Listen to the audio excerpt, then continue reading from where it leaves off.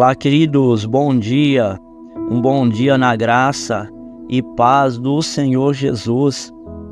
Eu quero, na manhã de hoje, compartilhar com você a palavra de Deus que se encontra em 2 Crônicas.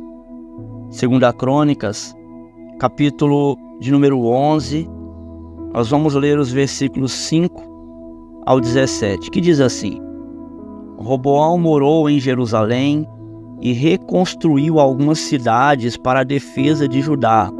Foram elas.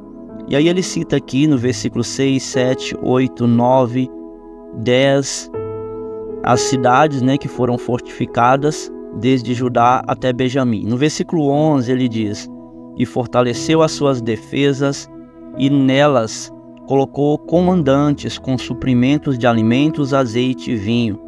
Armazenou escudos grandes e lanças em todas as cidades, tornando-as muito fortes. Assim Judá e Benjamim continuaram sob o seu domínio. Os sacerdotes, os levitas de todos os distritos de Israel o apoiaram.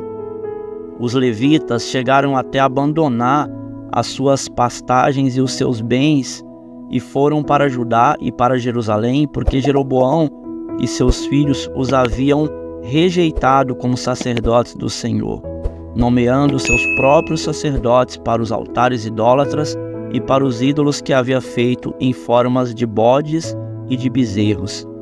De todas as tribos de Israel, aqueles que estavam realmente dispostos a buscar o Senhor, o Deus de Israel, seguiram os levitas até Jerusalém para oferecer sacrifícios ao Senhor, ao Deus dos seus antepassados.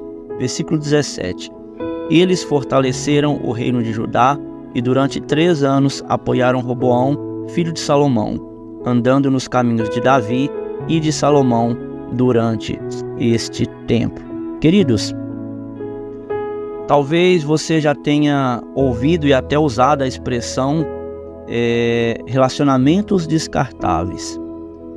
É aquele tipo de amizade egoísta e interesseira que só dura enquanto é conveniente aos envolvidos. Se uma das partes deixa de dar à outra o benefício desejado, então os laços são cortados. Na verdade, descarta como se fosse qualquer coisa, uma fralda suja de bebê.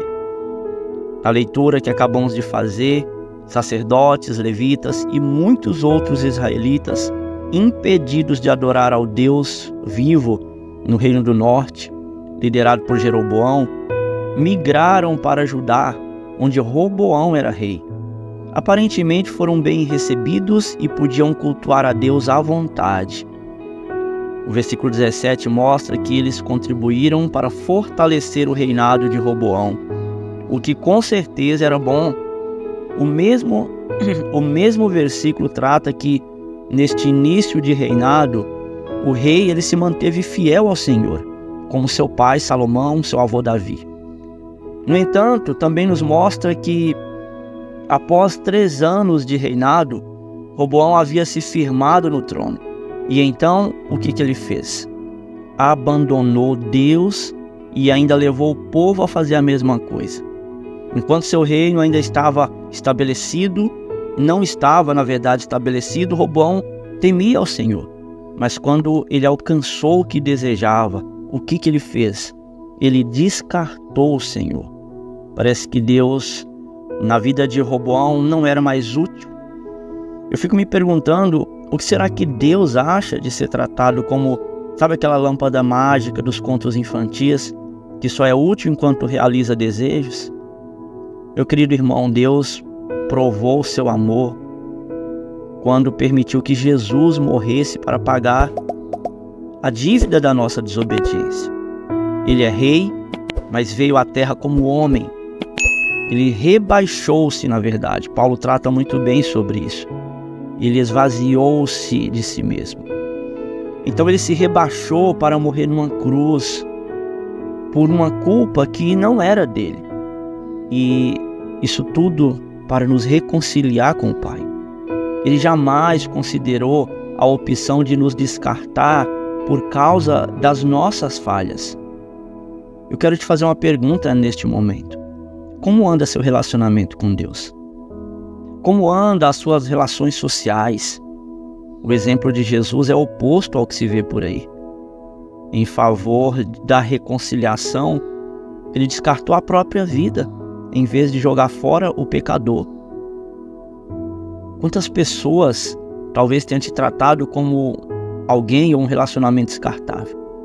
Mas isso não significa que devamos fazer o mesmo.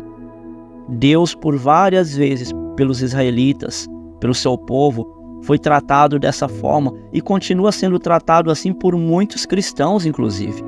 Pessoas que amam a Deus enquanto Deus não realizou o que Ele deseja.